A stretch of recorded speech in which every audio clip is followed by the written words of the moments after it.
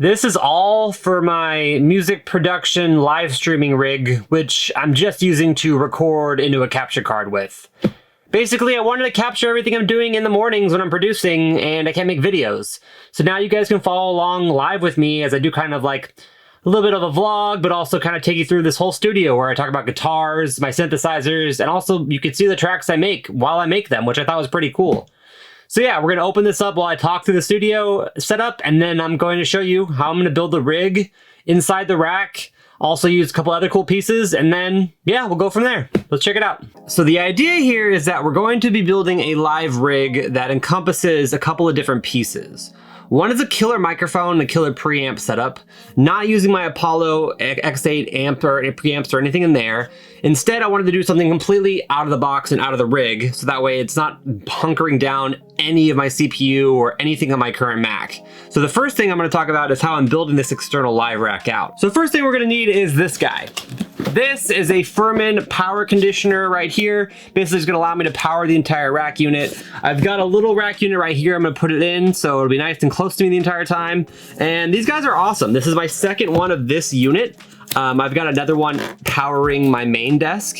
And now I bought one a while ago for the Chelsey and the Noise live show when we were building it out. And unfortunately, it was kind of overkill. I actually didn't need to have such a large, kind of bulky one. It's got built-in lights too, which I don't really ever need to use for any reason. I think the only time I would have bought that without knowing everything it did would have been if like I bought it on Craigslist on accident or something. So let's check this out. This is a very slim power conditioner, which I like. Again, I've had no problems with the other one, so I got no problem getting the cheaper one. I think this was like $80 or maybe $90 on Amazon.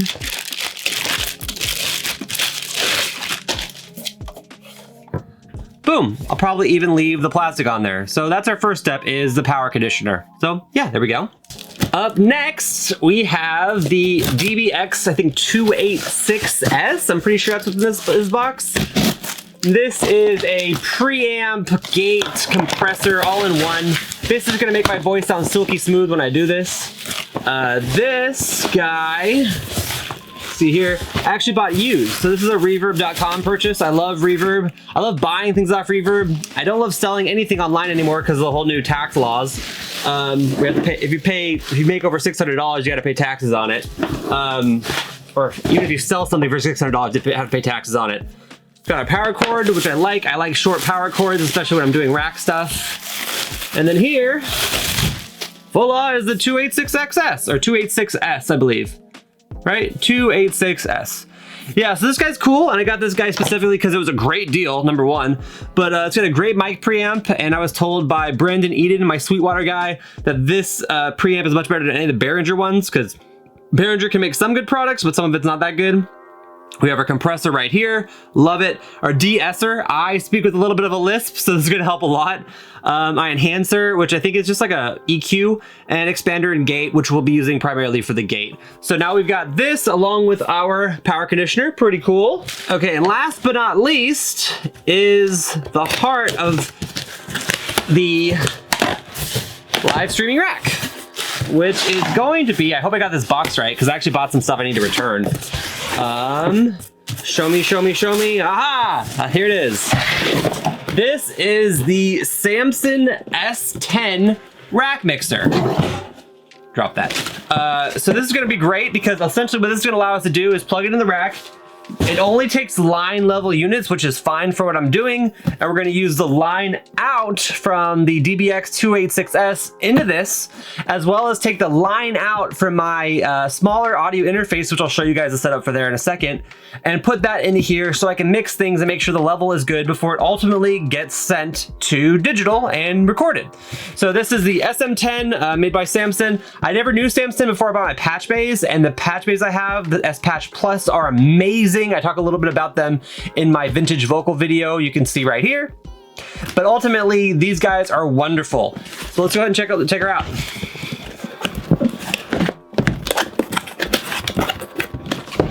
I think Samson is made by Sam Ash from what I saw online. I could be wrong, not positive. So we got our little manual. I gotta clean all this up anyways. I kind of love opening stuff. I think that's my problem with buying stuff. As a kid, I loved Christmas too much. So opening stuff is just a lot of fun for me. Perfect. This is the Samson S10. So now as you can see, it's got a ton of dials to control a bunch of stereo line level inputs. We've got channel 1, channel 2, channel 3, channel 4, channel 5, channel 6, channel 7, channel 8. I'll be using probably just 1, 2, and 3, and 4 here for now. But I can also plug like my MPC Live into here or my Eurorack when I'm doing Eurorack videos. So this is really cool. I'm really excited to have this. And then last but not least, right here, we have our inputs and our outputs. Pretty cool. I didn't realize it had microphone, XLR, sorry, not microphone, but XLR inputs and outputs for the channel 1 and channel 2. That is actually kind of neat. And for outputs too. That would have saved me a cable, but oh well. So yeah, so recap, 286X by DBX, the Furman power conditioner, and then the Samson SM10. So now you're probably like, okay, Brent, this just looks like a bunch of rack gear. What's gonna happen with all this? So now all of this stuff is gonna be coming in to the rack mixer, and then it's gonna be coming out into my Roland V8 HD, I think it's V8 HD right there. This is a HDMI mixer, so allows me to plug in a bunch of HDMI cables and a line input, ding ding ding, into this guy, and basically control my live stream all from here. So I can say, hey, I want to show camera 1, camera 2, a picture-in-picture, camera 1, camera 2. I want to do some cool fading around the room while I listen to music. I do this a lot in my how to record a guitar video, which you can see right here. And that was kind of my first video doing a early concept of this studio. Back then I had a different audio interface. I wasn't also using the D-Box Plus by Dangerous Music as like my main room controller. So this allows me to kind of expand on my studio. I have plenty of inputs and outputs to go from here, and everything is being handled outside of my Mac. So all my Mac needs to do is send a audio line output from my Native Instruments Complete Audio 6 out into this guy via the SM10 mixer, and that's all it needs to do. And that's really easy. That's not a lot of heavy CPU for it or anything. It should be super simple. Then I'll be running all my cameras into this, and then obviously my microphone will be going into the SM10, so you'll be able to really hear that as well. So I'm pretty excited to do this setup. And again, it's just supposed to be for smaller videos in the morning, and also to take you through like everything I do when I make music. So I guess those are all the other pieces. The only other auxiliary things I want to show you guys is I'll be running into an SM7B, and then last but not least, it's all running into the HD60S from Elgato. These are great capture cards. This is my second one. I bought two, thinking I needed two, and then I bought the mixer instead, so I sold one. Love Facebook Marketplace for selling stuff. That's the only reason I use Facebook, but that's why. And yeah, we're gonna run all this into a PC. So ultimately the PC is gonna capture everything. This is just going to allow me to run everything into it. So yeah, let's go ahead and move on to building out the rack. Okay, so after I unboxed all this stuff and started to set it all up, including with the video mixer and everything, I realized I was missing a cable. And unfortunately, if you're missing a USB-C cable, you can't kind of prove the point of HDMI live streaming because you have no way of actually streaming it or putting it on the computer. So it's been about a week since I started this video. I'm coming back to it now to show you guys how I finished everything that I kind of showed in the initial part of the video. So here's the rack, and as you can see, the rack has the Furman power outlet or power conditioner we talked about, the DBX 286S right for vocals, and the SM10 line mixer. Now this guy is running from my Shure SM7B mic, which you'll see in a second. So that's feeding the input of this guy, and the output is going into the line mixer here. Now also in the line mixer, I have a 1/4 inch out coming out of a Native Instruments Audio 6, which I'll show you guys that in a second.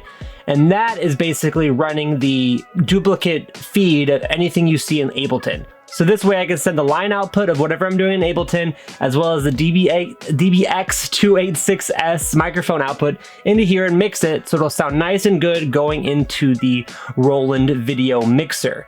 Now, a couple things about this, as you can see, I still have some good cable management to do. I'm a big fan of cable management, and overall, this doesn't look, this is not my best work, hands down. But as you can imagine, the studio's been pretty messy for a week while I was trying to find that cable.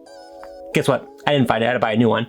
And also how I've just been routing all the HDMI stuff together. So this is essentially the rack, and now we'll go over the microphone real quick. So this is the microphone. This is an SM7B from Shure. I got this kind of cool desk clamp here because I wanted this to be lower than my speakers so it wouldn't really interfere with like the stereo imaging or also just the sound treatment I've done in this room. So this is kind of a cool clamp. It's about a 6-inch gooseneck mic right here, or mic stand right here, so this can move out of the way. And ultimately I can just talk right here while I'm sitting comfortably. So you can see here, I'm working, and it's like it's not even there. So, I mean, it's obviously right in my face, but for the rest part, it's not even there. So the output of this microphone, the XLR here, is going into the cloud lifter. What the cloud lifter does, it just gives you some more gain from these microphones because they need it, and they use phantom power as well to kind of draw that gain, higher gain out of the microphone. And they work great. I actually really do like the sound that they provided this. They're a little more expensive. Obviously, if you're going to invest this much in a microphone, though, you shouldn't be worried about investing the best sound possible.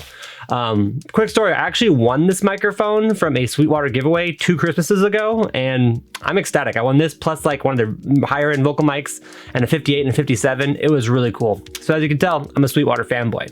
Okay, so that's the microphone. Let's talk about the video mixer now. Okay, so I have to get really low for this, but the video mixer is right here from Roland. I showed this a little bit quickly in an earlier snapshot of the video. But what we've got here is we've got 2 HDMI inputs that are going from 2 cameras into here. We have an HDMI input as well. This is being fed from the Mac Pro, which is where I do the most of my producing on, so it can go directly into the Roland here. And then finally, we have a output from the Roland mixer, which is going into my Elgato HD60S capture card. The thing I couldn't find that USB-C cable for. So this is a pretty simple setup. The last thing I'll mention here is it also has a line input, which is being fed from the SM10 line mixer in the rack. So now this can sum 1, 2, 3 camera inputs, as well as 5 additional video inputs. The sum of the SM10 and sending this all out through HDMI into the Elgato capture card. So yeah, I love this setup, and this guy is pretty darn cool. Actually, I'll just flip it on real quick. This guy takes a little bit while to load, but you can just see it's a very nice setup. It's got plenty of inputs and outputs. Again, this is overkill for like trying to do live streaming. You probably don't need something with 8 inputs.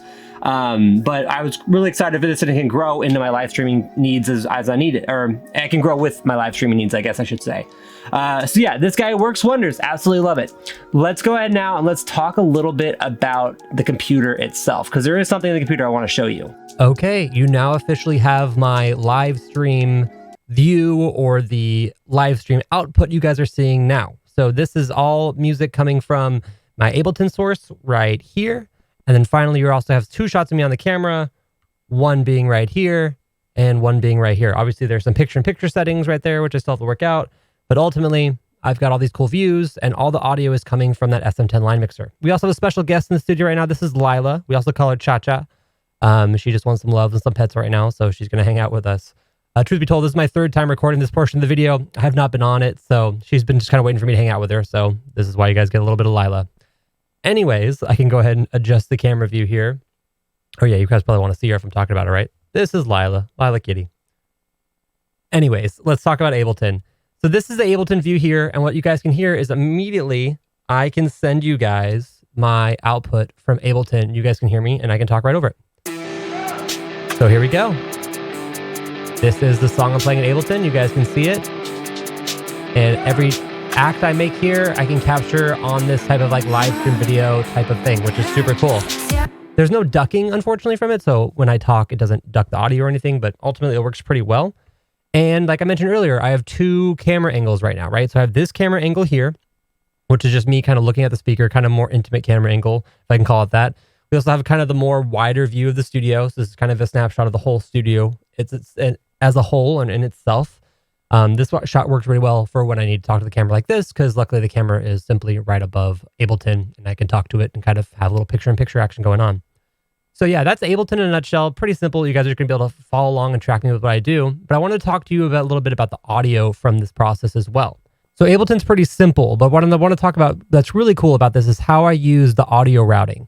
So right now, Ableton is running into, everything I do in Ableton usually runs into a specific plugin, and then it runs, or program, and then that program runs into the audio interface. So right now in Ableton, everything runs into SonarWorks System 4. And what this is it's a reference audio monitoring system. So it can basically say, hey, what headphones do you have? They've done the works of figuring out the EQ curve for these headphones. And now they're able to say, hey, we know these headphones have emphasized highs or not emphasized lows, or there's some weird mid-range going on thing. And this creates a target curve that allows the headphones to match that target curve. So you can see right here on the Audio-Technica's ATH M50Xs, you can see here that there is a lot that these headphones are doing, right? They're amplifying these sections and they're amplifying this section. But if I do this, it smooths everything out into a certain target curve. And now I can hear exactly how this music should be intended to hear. And this is great for like when I go to different places, or when I go to, when I travel and I don't have different headphones, or if I travel and I need to use my laptop without an audio interface. This kind of just sits there and allows me to get the best quality possible from everything that I do. Now, why this is important is if I was giving you guys the audio from here, then you would be hearing some crazy weird audio unless you had these exact headphones, right? Because you can see the audio coming naturally is going to tamper this down and boost these. So you're going to hear some really weird audio. So how I got around with that was my mentor, Lenny Kaiser, showed me Audio Hijack. And what this allows you to do, it allows you to take any of your system audio and send it to anywhere you want. So whether it's in the system or whether it's in, Lila, calm down. Whether it's in the system or it's an audio interface, external interface, whatever you want, this plugin or this program is going to allow you to send it wherever the heck you need to. So right now we've got Ableton Live sending audio straight to SonarWorks system-wide. You can see that little dashed dotted line right there. And that's great because the Ableton is sending directly into SonarWorks. SonarWorks is treating it. And then in the SonarWorks program itself, I'm choosing to send it to the D-Box Plus output device. Now, I also have an output device for the Complete Audio 6 right here. So ultimately, the audio is flowing into the Complete Audio 6 output to get you guys the same audio from Ableton. So you're not hearing the SonarWorks treated audio. This is great. But the other thing about this is you can add plugins and effects and everything you want into SonarWorks system-wide as well. This is hilarious. She's never done this before, but this microphone, she really wants to get her scent on it. Hilarious. But the reason why this is so cool is when, actually, believe it or not, but when I send audio from Ableton into SonarWorks, it has a little bit of a delay because of latency, because SonarWorks is putting that EQ on it. So actually with this, the SonarWorks was getting the audio later than the Audio 6. So all I had to do was put a delay sync on it here for 110 milliseconds. And ultimately, it allows me to hear at the same time as you guys. So if I play it and there's a little bit of a delay, you guys hear the same delay. So ultimately, it's like I'm talking right on top of the track, which is amazing. So yeah, that's basically the goal in a nutshell. The video mixer is outstanding for this. Getting some shots of the video mixer here so you guys can see it too, but basically just allowing me to switch from a couple of different presets I have up here. You can see the picture-in-picture preset right here, as well as preset 1 and preset 2. And here's the cameras 1, 2, and 8. If I set 1 and 2, I can kind of transfer between the two and do this kind of weird structure screen dissolve thing. But yeah, so I have a lot of room to grow with this. I have 5 more inputs. I used to have these all throughout the studio. Please watch that how to record guitars in Ableton video I mentioned earlier. I'll put a link right here again if I didn't do it already. And that kind of shows you how I used to have the room set up. I used to have cameras back there, even everywhere. It was super cool. But now I don't. Now instead, what I do is I have a couple of select cameras just because I don't want to put HDMI cables everywhere. But yeah, that's basically everything I wanted to show you guys. Now the studio is set up for live streaming and for recording directly into the computer, which I love. And now I can do these vlog things, or just talk about like what I'm producing that day or that morning, and kind of, take you guys along with every step of my journey, not just the very polished stuff you guys see normally. So yeah, I hope you guys like this video. If you like it, please like it down below. Please, if you want to see more of my cat Lila, just put hashtag LYLA, or just comment Lila, I don't know, or comment see the cat. Yeah, and leave a comment if you liked it, like the video, subscribe please as well, trying to grow my fan base. And yeah, I'll leave you guys just with a couple of cool camera shots, a couple of video mixer shots, and my cat will make an appearance too. So here we go.